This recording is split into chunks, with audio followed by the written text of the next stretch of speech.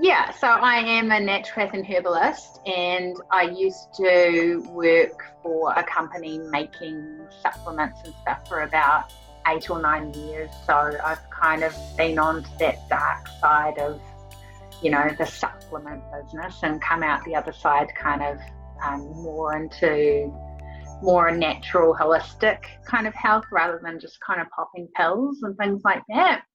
Um, but yeah, I love to learn and yeah, definitely a geek, a herb geek for sure. But always interested in learning about what's going on in my environment, what's going on in the world. And so yeah. Can you, I know that you were geeking out about this virus when it was coming in through China, like you were tracking it and you were just waiting for it to hit. Can you tell me some of the facts that you know about it? What have you found out? Well, towards the end of January, I saw that there was this novel virus that had started.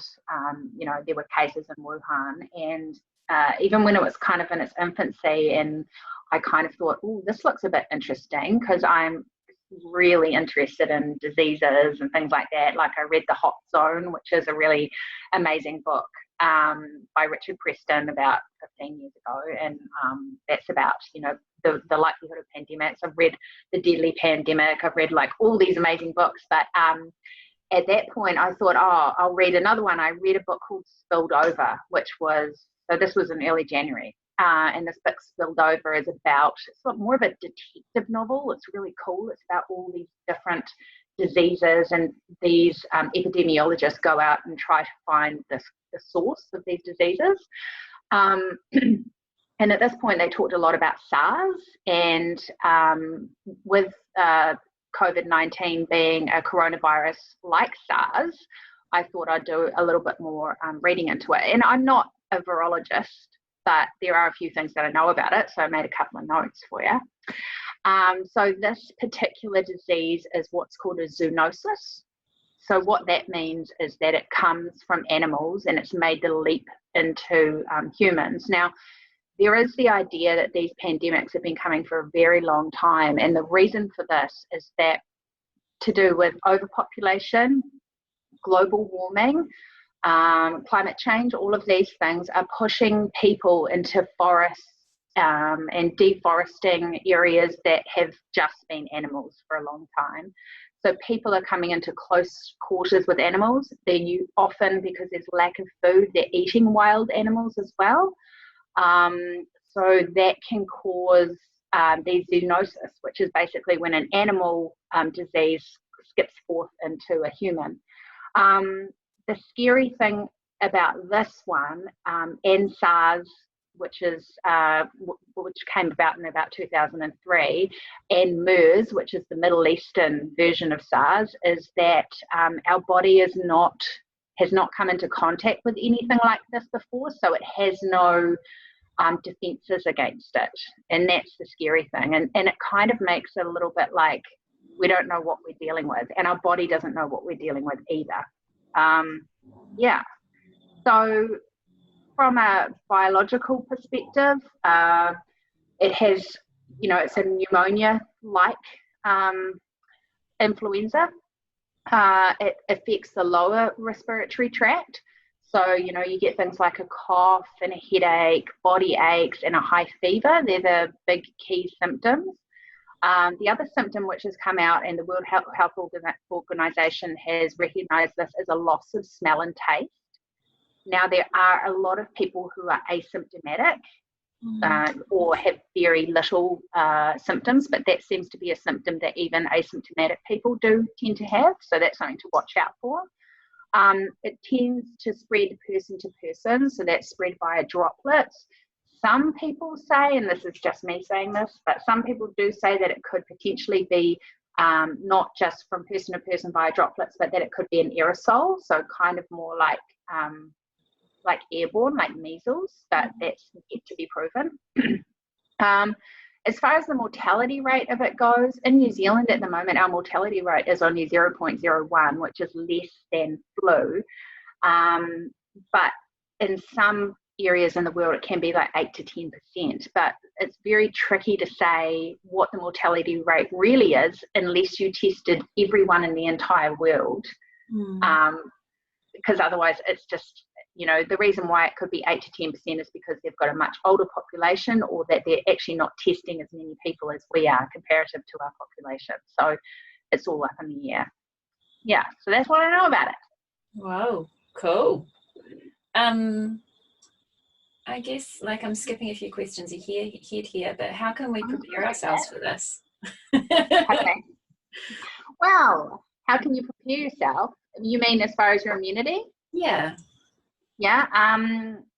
So I think you can't, people are saying, oh, you know, there's these herbs and that herb, those herbs and this vitamin and this, and that it's going to kill it and all this kind of stuff. And we just don't know that. Like, I don't think any any natural medicine providers have got any coronavirus just sitting there in their lab to test things against. You know, I really don't think that's happening at the moment.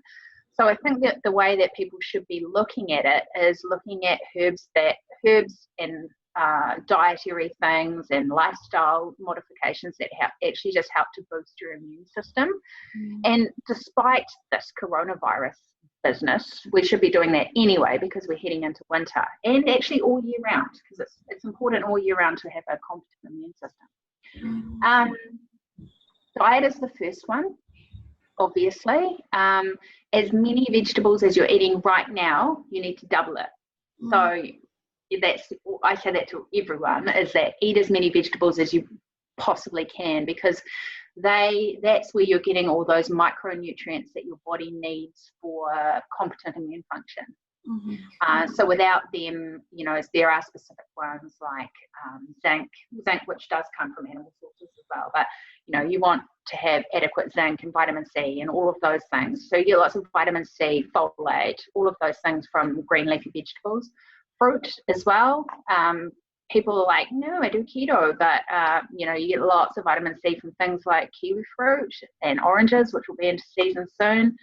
So they're really important too. Good quality fats.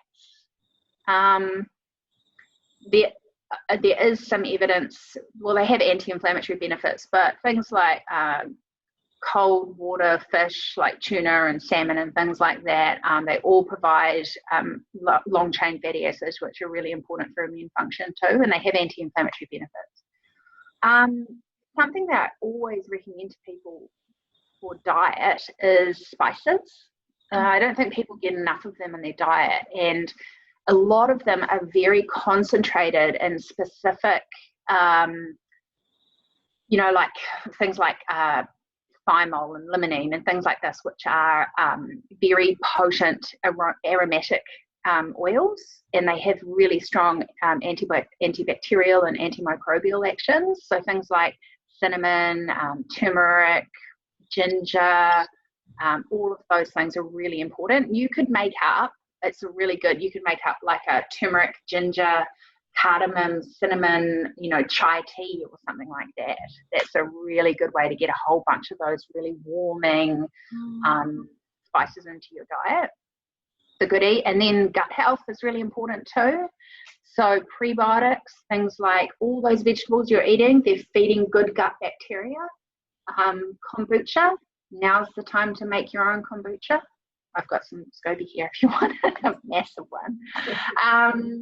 Kombucha, all of those fermented things like sauerkraut, grab a cabbage, chop it up, chuck it in a jar, put some salt in it, and Bob's your uncle. You know, you can make sauerkraut. All of those things help to feed beneficial gut flora, and that beneficial gut flora kind of talks to your immune system and makes it more competent. So that's really important. People kind of forget about that. Getting vitamin D. Now, it's not very sunny today and we are heading for a bit of a big storm, but getting enough vitamin D is really important at this point.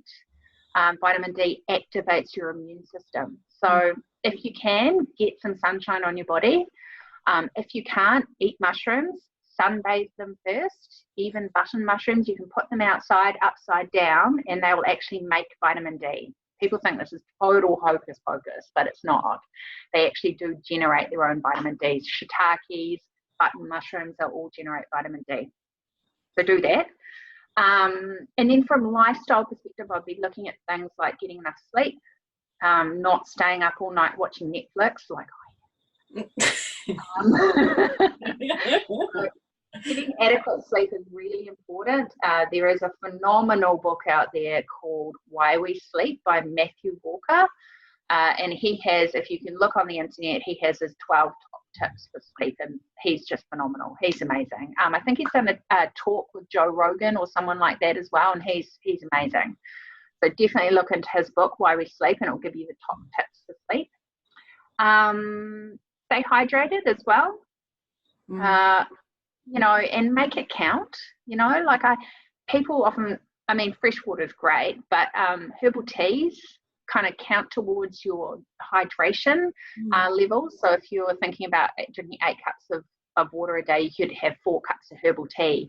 You could have a calming tea. You could have some mint tea or lemon balm or something like that, and they're all really good just for hydration and just for calming the nerves too. Yeah, those are the biggies. And reducing stress. Yeah, I was just going to say that these all kind of sound like things that you would do for reducing stress, or because I mean, I'm imagining, what are you seeing in the community, in your community out there? Are you seeing high levels of anxiety and high levels of stress? Yeah. So initially, I get a lot of people texting me through my business and just wanting to have a chat and things like that. And I think a lot of people at the start, when they were saying we're going into lockdown, just the uncertainty of it, you know, like I think that we're so used to controlling our environment. You know, we're so used to being able to just go down the shops or go and visit a friend or go to a bar or do whatever. And so that feeling of, oh my God, I'm not in control of my future anymore, I think is the big thing. And I think that causes a lot of stress for people. Yeah, stress, anxiety, and for some people, exacerbations of pre-existing problems. Yeah. You know, like, you know, people, I've been hearing about people with eating disorders and stuff like that. It's just getting more, you can't get away from it. There's no distraction, you know? Yeah, so I think anxiety and stress are definitely the biggies, but then people are also, you know, what am I going to do for my immune system? I want, you know, all this kind of stuff. And I think they are saying that it doesn't seem to be like a seasonal kind of flu type disease. But I think in some cases we're all a little bit worried because we get more colds and flus going into winter anyway. So I think everybody's a little bit worried, oh, is this going to get worse when the cold weather hits, you know? Yeah. So which is more important to attend to right now? Is it the immune system or is it the stress and anxiety? I think the stress and anxiety feed a lowered immune function, because when you have high levels of cortisol, which is the hormone that's secreted in response to the stress response, it lowers your immune system function. And that's been shown in numerous studies that it reduces white blood cell count, and it has lots of other effects on the body as a whole, but definitely does reduce immune function. It has impacts on sleep as well. Stress does, so then that's going to impact back into immune function too, because poor sleep diminishes your immune function as well. So I think looking long term, I mean, there is a little bit of crossover there anyway, like eating a good diet is good for stress, you know, reducing stress. But yeah, definitely looking at stress is important, probably as important. So what would you recommend? How would we change our lifestyle, our habits? Okay, so what have I written down here? I think, you know, magnesium has had a pretty good PR over the past 10 or so years. So magnesium is a mineral which people are quite, you know that it helps with sleep and it helps with calming and it helps with stress as well. So eating foods that are high in magnesium is really important. And guess what? Green veggies, So it just comes back around. Like eating a good diet is really important because it provides your body with all those micronutrients that it needs to keep calm and have a strong immune function. Magnesium, you can get a really good way to get a whole bunch of magnesium, say first thing in the morning, would be to have a spinach smoothie with banana and put some like cacao in it, because cacao is high in magnesium as well. So you're getting like a magnesium boost in the morning, which is and then you could have a hot cacao drink at night or something like that. I'm not a huge supplement person, but if you wanted to, you could take a magnesium powder or something like that if you're having problems sleeping as well. Making sure you're having enough protein as well, because protein provides your body with amino acids, and those amino acids are involved in, basically they're the building blocks of the body, but specific ones are involved in neurotransmitter function, so they're helpful for diminishing the ill effects of stress as well. And making sure that it's just important to make sure that you're not eating some things, so not just thinking, it's 8 o'clock, I've been watching Netflix till now, and I'll just have some noodles, or I'll just eat those chips in the back of the pantry. I mean, that's no good, because basically your body goes into a kind of stress response when you eat heaps of sugary shit or too much salty stuff, so which in turn diminishes your immune function. And sugar is shown to reduce your immune function significantly too. So try and maybe hit the nail on the head with the sugary treats. Well, don't eat too many of them. Don't not eat them, because they're important for mental well-being. Yeah. What happens if you get the virus? What would you recommend there? First of all, I would definitely it is a notifiable disease. So you have to call Healthline, get their directions as to how you go and get tested. And it's not just because you want to know, it's also for public health, to be able for our, the powers that be to work out, what the mortality rate is and all of those things. So it's really important to get tested and get yourself, notify the relevant people. But I think if you have a mild disease and mild case of it, then it would be the same as any kind of recommendations that you'd normally have if you were sick. So keep hydrated. You can make it count by having thyme, lemon and ginger or turmeric in your water, in your hot water, along with manuka honey or something like that. Try and have those. There's another classic herbal tea called yip tea, which is yarrow, elder and peppermint. And they're really good for fever, and it's just traditionally used for colds and flus. So that's a great tea to be drinking. Rest and more rest, and stay in your bubble clearly, and isolate yourself from the rest of the family. Eat nutritious food. So I'd be looking at stews and soups and smoothies and all of those things that are really easy to digest, especially if you're feeling rubbish. You're not going to be wanting to, eat a roast chook or something like that. And then support your immune system. So if you are really ill, then it might be in your best interest to take some kind of, zinc and vitamin C blend, or maybe some herbs, like there's specific herbs like andrographis, elderberry, and the medicinal mushrooms as well. So they're all indicated for these types of influenzas. There are respiratory herbs that come in syrups. My pick of the bunch are some herbs one's called Grindelia and Sundew, and they're a little bit left to centre, but they're really good for what this specific cough is supposed to be like a drier cough. And then thyme and elecampane as well are indicated as well. But I think one of the biggest things is don't be a hero. I think a lot of people that go down the natural path will be like, oh no, I'm not going to take paracetamol, it's poison or whatever. If you're really in pain and you're really suffering, you've got body aches, take some damn paracetamol, and if you're short of breath or you're feeling really sick, then call 111. Don't fuck around, you can go back to going on your natural path when you're well, and support your immune system. But sometimes the medical profession is what's needed at that point, you know? Yeah. Where are you getting some of these herbs and teas and things like that? Can you get them from the local supermarket? No, but Health Post is now open. Okay. So Health Post is an online store, and so is Huckleberry. So if you're in Auckland, Huckleberry is open, and they have, and I think their naturopaths are now dispensing herbs. You don't want to go there if you're actually sick.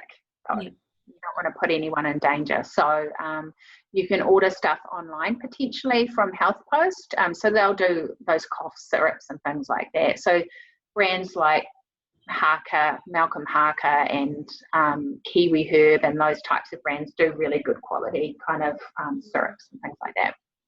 Cool. Yeah. The last question was a bit of a joke, but maybe you've got a magic answer for it, do you? How do I become a nicer person? And you know what? Is there any magic pill you could take for that? Was that your question?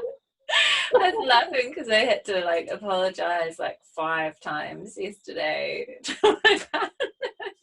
I was just... Well, you know what? There must not be, because I've been apologizing too. So look, I think as far as magic pills go, there really are no magic pills. I take herbs called adaptogens, which I think do actually blunt the effect of stress. So they help to kind of bring your body back into balance after a period of stress, and they help to minimize the ill effects of stress. So I definitely think if you're under a lot of stress over an extended period of time, they can be helpful. And they're herbs like reishi mushroom, ashwagandha. Those are probably my 2 pick of the bunch. Or CBD. CBD definitely is a magic pill, but it's not actually legal yet. So we might cut that one out. You haven't even talked about Misty Day. Are you wanting to do a little plug here? Yeah, so if you need some medicinal mushrooms, that's what I sell, or some herbal blends, then definitely hit me up. Obviously, I don't have anything that's going to kill a virus, but I definitely can give you some advice. And we have lots of products which help to support healthy immunity, because that's really all you can do right now, and to support a healthy stress response too. Yeah, I take them and I'm pretty chill right now, so I'm a good investment actually. How can people get in contact with you? Are you doing consultations, or what's happening? I should be. I was supposed to be by now. I haven't actually got my A into G to start doing consultations, so just contact me via Misty Day Plant Potions and say hi. Yay! Thanks so much. No worries. Oh, I hope that helps everyone out there face this virus.